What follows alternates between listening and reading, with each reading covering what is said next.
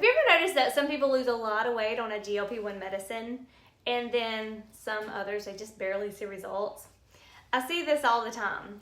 And let me just tell you this, one big reason is how well your body receives a GLP-1 signal.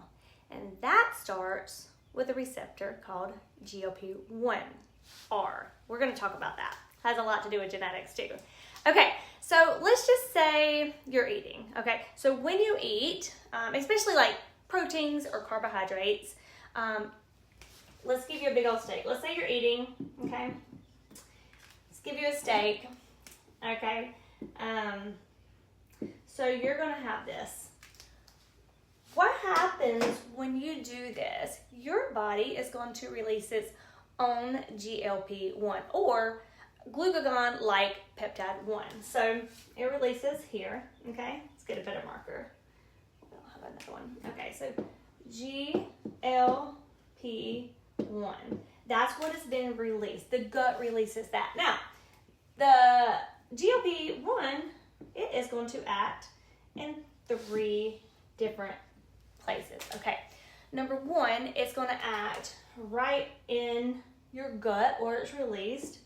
Okay, what's going to happen there is it's going to just allow you to feel full longer, okay? And you're going to stay that way because the food in your stomach is going to stay in your stomach for a longer period of time before it leaves, okay? That's what the GLP-1. Now, this is our own GLP. This is the GLP one that our body makes, okay? We're not talking about medication yet.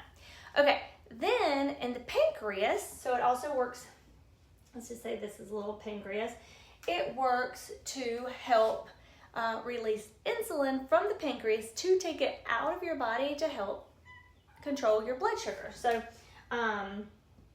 insulin here, so control blood sugar. And then the last thing, it is going to work on the brain, okay? Now, with the brain, it sends a fullness signal, okay? And that tells your body, hey, I'm full and I've had enough, okay? Now, let me just say, I'm full.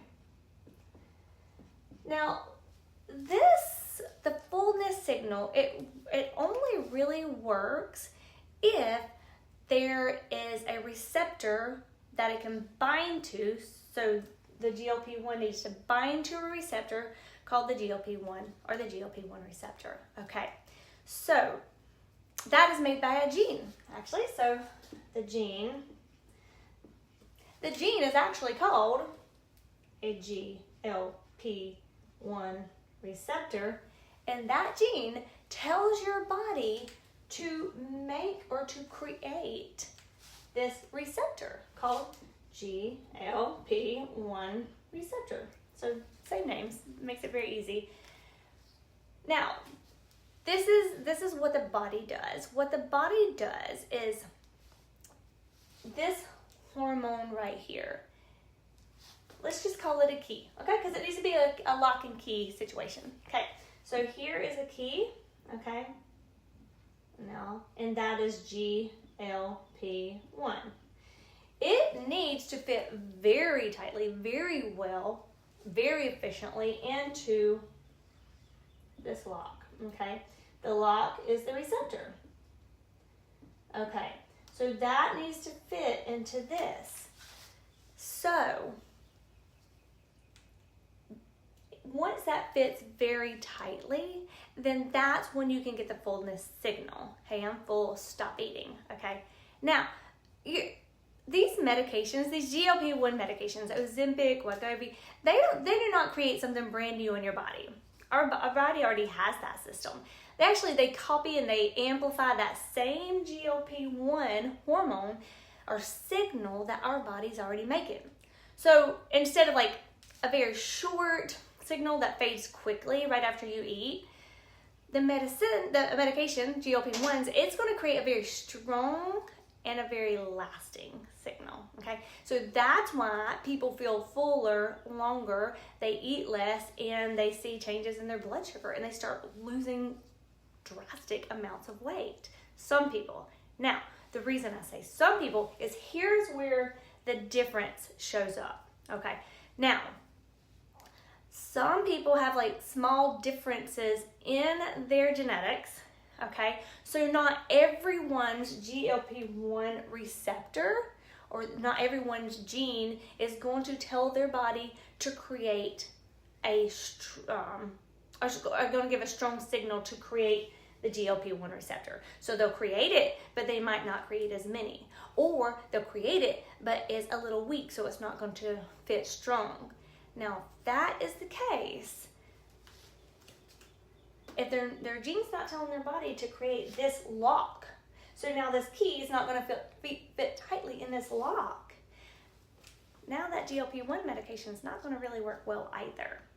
So it will work a lot better if your genes are telling your body to create this efficiently, okay?